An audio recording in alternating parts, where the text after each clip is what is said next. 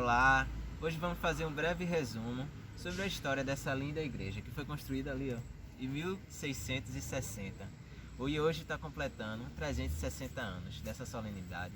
Vamos fazer contar um pouco da história dessas pessoas que estão aqui há muitos anos e tem muito a nos contar, de uma forma que hoje está muito diferente. Hoje já é paróquia, então fica aí, a gente vai começar o documentário.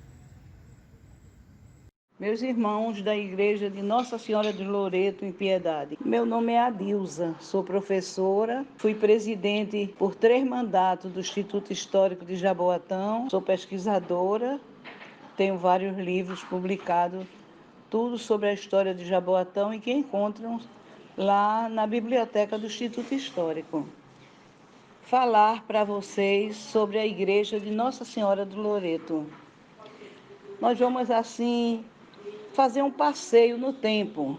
No ano de 1660, um senhor de terras precisou de recorrer ao poder de Nossa Senhora para curar os seus gado que viviam nos alagadiços daquela região, daquele sítio, e que estava assolando uma peste que ia dizimar todo o gado. E ele recorreu com muita fé a Nossa Senhora, dizendo que, como paga da sua promessa, ele daria condições de construir uma igreja em louvor de Nossa Senhora do Loreto. Ele foi socorrido no seu pedido e o seu gado não morreu, construiu a igreja prometida.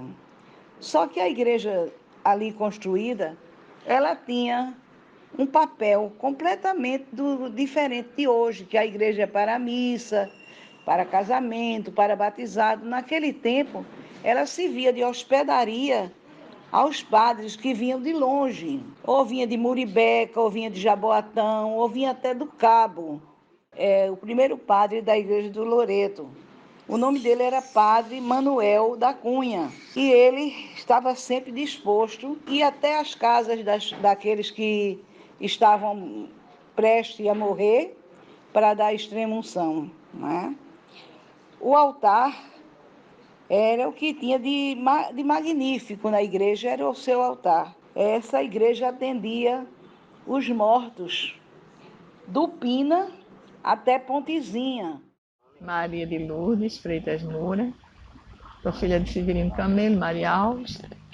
A gente antigamente só vinha mesmo visitar a igreja. E papai às vezes só trazia um padre, né? Papai era muito católico, uma pessoa muito católica, então ele trazia um padre para vir fazer a celebração. Ele remodelou muita coisa aqui atrás, tiraram o cemitério, tiraram as coisas aí, tá tirando tudo, né? Aí fizeram a escola, né? Mas isso aqui não tinha nada, era um cemitério, a igreja e abandonada. Eu me chamo Eusinete. Loreto, assim, desde mocinha, eu frequentava, vim aqui, que só tinha essa igreja, né? E era capela, através de Dom Plácido, que celebrava aqui missa nas épocas festivas, uma vez no mês, era assim. E eu fazia parte do coral. Depois eu passei a frequentar o Loreto, assim como minha casa, uma parte da minha casa, né? Eu comecei a trabalhar mais na igreja. Eu me casei aqui em 82, o casamento foi aqui. A minha filha se casou aqui. Parte dos meus irmãos casaram aqui também, minhas irmãs. Então, Loreto é nossa casa. Eu sou Neide, moro aqui na comunidade aqui de Nossa Senhora do Loreto, desde que nasci praticamente, me batizei aqui, fiz minha primeira comunhão e fiz minha crisma e me casei. E batizei meu filho também aqui. Então a gente tem aqui uma vivência, minha família sempre foram católica e vivenciamos sempre aqui a igreja de Nossa Senhora do Loreto. Fui catequista aqui durante 23 anos, muitas crianças já passaram pela minha mão. Hoje eu participo do Terço dos Homens, hoje eu participo também da liturgia. Seu Antônio, né? Aí ele quem era o padre. Quando ele inventava de celebrar a missa, ele celebrava. Ele mesmo sozinho.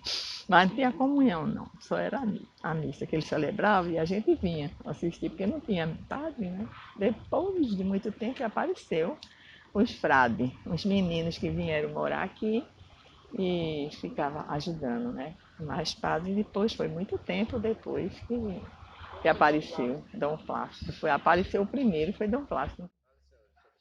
Foi, faleceu, seu Antônio. Aí ele aqui, a primeira Eucaristia que ele fez aqui na comunidade foi 100 crianças. Foi, porque não existia, né? Catequese aqui. Ele evangelizou 100 crianças. Aí ele fazia catequese ao ar livre. Aí depois, eu, com conhecimento com ele, né? Aí eu comecei a fazer catequese também. Ele tomava conta da igreja. Essa é uma pessoa que nos deixou muita saudade, era seu Antônio. Ele era uma pessoa de confiança de Dom Plácido e ele rezava o mês de maio e ele fazia a procissão da cruz, quando era na Semana Santa. Então a gente fazia as missões. Nós saíamos daqui para a igreja de Santo Antônio, para a igreja de Guararapes, levando a cruz. Então isso era assim uma coisa, porque eram jovens que a gente ia andando, levando essa cruz. E era assim uma coisa muito boa, porque ele nos ensinou muito. Aqui uma pessoa que morava bem aqui ao lado, tinha uma casinha que ele morava, e que era uma pessoa de grande amor, de grande zelo pela igreja. E no ano de 70, ela foi restaurada, porque ela era completamente abandonada, né? Só não se celebrava missa, não tinha nada. Só tinha mato e morcego dentro da igreja.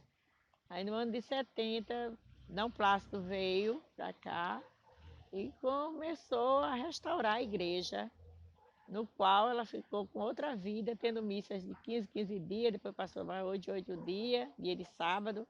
Teve em 70, quando Dom Plácido ele restaurou, ele fez uma festa. Mas foi uma festa muito bonita, viu? A primeira festa que a gente viu aqui, com parque de diversão, com pastoril, com tudo que tinha direito. Aquelas festas mesmo de interior. Eu lembro, assim, Dom Plácido era uma pessoa assim que, quando ele fazia a missa de uma vez por mês e que eu fazia parte do coral, ele tocava órgão. Então era o padre que celebrava e tocava, era muito engraçado, porque ele saía do altar e ele ia tocar o órgão. E terminava aquela música, ele voltava para o altar. Isso é uma coisa assim que é como se eu escutasse ainda hoje o órgão tocar dentro dessa igreja. Porque não era uma igreja muito cheia e o som era maravilhoso. Dom Plácido era uma pessoa que ele só gostava mais de tocar e também ele era muito bom, uma pessoa calma demais, ele era bem calmo. E Dom Plácido passou muito tempo aqui, depois foi transferido para as outras igrejas, mas e depois ficou vindo padre, aí foi bom. A igreja toda semana tinha uma missa, toda semana. Meu nome é Eduardo, né? Eduardo Maristela. Maristela. Nós somos casados há 42 anos. Temos 2 filhos. Eu comecei a participar assim, sozinha, sem Eduardo, com Dom Plácido ainda. A igreja era a igreja antiga mesmo, mas eu só ia dia de sábado, quando tinha as missas. Mas minha mãe, que muita gente lá da igreja conheceu, ela foi que levou Maristela para lá, inclusive, né? Ela já era antiga, da época de Dom Plácido, e foi quem fundou, inclusive, uma das fundadoras da oração carismática da Igreja Nossa Senhora do Loreto. Foi o primeiro grupo de oração, foi no dia 12 de setembro de 1980. Dona Diva, ela era uma senhora aqui que chegou para ajudar, né? E ela era assim uma mão de obra, porque tanto ajudava a assistente financeira como assim, ela propriamente se doava a ajudar. Também veio Dona Margarida, que era uma pessoa também no tempo de Padre Lisboa. Ela participou muito aqui da igreja, era uma pessoa muito ativa. Então foi formada várias pastorais. Diva foi uma pessoa assim muito importante para o Loreto, porque Diva era uma professora aposentada e Diva contribuiu muito. Ela se deu totalmente ao Loreto e ela tinha um verdadeiro amor. Então, Diva, com Mariá, que é nora dela, que inclusive ainda faz parte lá, estava todos os dias lá. Diva se empenhava. Dona Diva, que ajudou muito essa igreja. Ela fez até essa escolinha aí, foi ela quem fez. A escolinha que tem ali, aquele salão, fez a escolinha para criança. Quando o padre Lisboa chegou, ainda não tinha a construção mesmo, a igreja física Nossa Senhora das Candeias, porque Loreto fazia parte da matriz, né, da paróquia Nossa Senhora das Candeias. Então, em 1984, se não me falha a memória, Loreto ficou como matriz, que na época o bispo era Dom Lamartine Soares. Então, nesse período ficou o Loreto como a matriz de Nossa Senhora das Candeias. Aí foi quando veio o padre Lisboa, né? E aí a gente se engajou e ele convidou para que nós fizéssemos parte do primeiro conselho paroquial da Capela Nossa Senhora de Loreto. Participou desse conselho os casais Roberto e Rosinha, Rubens e Isis, Chico e Guiomar, inclusive Chico é falecido hoje, Ivan e Marisa, Bernardo e Lurdinha. Bernardo também é falecido. Sérgio e Nicinha, que hoje tanto Sérgio quanto Nicinha são falecidos. Sandoval e Alzira, que Alzira foi, inclusive, muitos anos coordenadora da capela, né? Que Diva ficou muito tempo. E quando Diva faleceu, então Alzira começou a cuidar da coordenação, isso já com o padre Paulo Sérgio.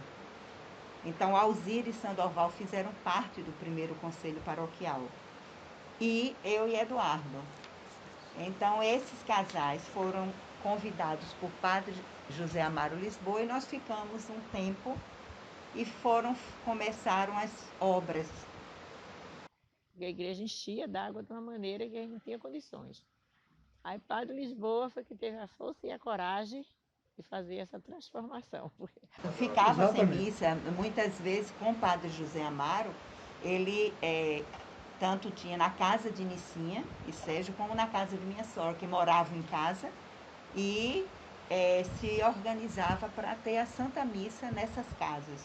E também no Colégio Coração de Maria. Então tinha a capela e sempre o Coração de Maria, o Divino Mestre, sempre cedeu a capela para que padre José Amaro, já na época dele, celebrasse lá na capela do Coração de Maria. E nesse período ainda do padre Lisboa, o telhado da igreja estava muito deteriorado, estava caindo realmente. A capela estava condenada, né? Estava condenada, foi condenada, não podia ter missa, inclusive por conta disso. E nós tivemos que demolir toda a coberta que ela tinha, aquelas madeiras antigas, muito pesadas, muito grossas. E nós substituímos todo aquele telhado, tanto madeiramente quanto as telhas, que até hoje continuam sendo as mesmas. Bom, a minha história na Capela do Loreto, que hoje é matriz do Loreto, não é dos anos 90. Eu tenho a alegria, tenho a honra de ter participado aqui na igreja, não é? Quando o padre Lisboa era o pároco da igreja de Candeias. A Capela do Loreto pertencia a Candeias, né? Existia a Capela do Loreto, mas não existia a igreja de Candeias, porque padre Lisboa, a igreja que era de Candeias, tinha sido invadido pelo mar, estava lá dentro da água, e aí padre Lisboa, na época, recebeu de presente um terreno onde ele iria construir a igreja que hoje é a matriz de Candeias. Então, naquela época, década de 90, eu fui convidado por Maristela e Eduardo, eu e minha esposa, meu nome é Rubens, esposo de Isis, convidado para participar do conselho da Capela de Loreto aqui. E aí se foi feito um trabalho até, eu diria, muito relevante com relação à construção, à reforma da igreja, o telhado, o piso, e fizemos um trabalho que eu acho que foi muito relevante. Mas o trabalho mais importante que eu achei, que fiquei muito lisonjeado por ele, foi o trabalho espiritual, de frequentar as missas, da minha esposa frequentar, por exemplo, os grupos de oração da Renovação Carismática Católica. Naquela época a gente não tinha nada a ver com renovação, graças a Deus. Assim, a gente entrou, não é? Minha esposa entrou e eu acompanhava de longe, não é? E isso foi crescendo. Anualmente fazíamos a procissão, não é? Nossa Senhora de Loreto, porque naquela época, não é? Século passado, eu não sou tão antigo assim, mas é século passado, e eu tive a alegria de passar de um século para o outro, não é? De 1990 para 2020, não é? Acompanhando todo o desenrolar dessa capela Nossa Senhora de Loreto, que depois veio o Padre Edilberto, depois que o Padre Lisboa faleceu, né? Tivemos a tristeza da partida dele, mas Deus sabe de tudo. Padre Edilberto, que também nos acompanhou, e aí quando o Padre Edilberto já veio, já estávamos na comunidade Boa Nova, nós já éramos comunidade Boa Nova, nós já tínhamos aqui, por exemplo, eu já tinha iniciado o trabalho da comunidade Boa Nova com o Adjaí, que é o fundador da Boa Nova, e aí eu junto com o Adjaí e Adalberto, que era concunhado de Adjaí.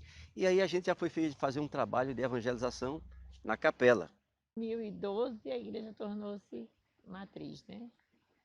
E foi uma alegria para a gente. Essa igreja aqui era muito desprezada, muita água.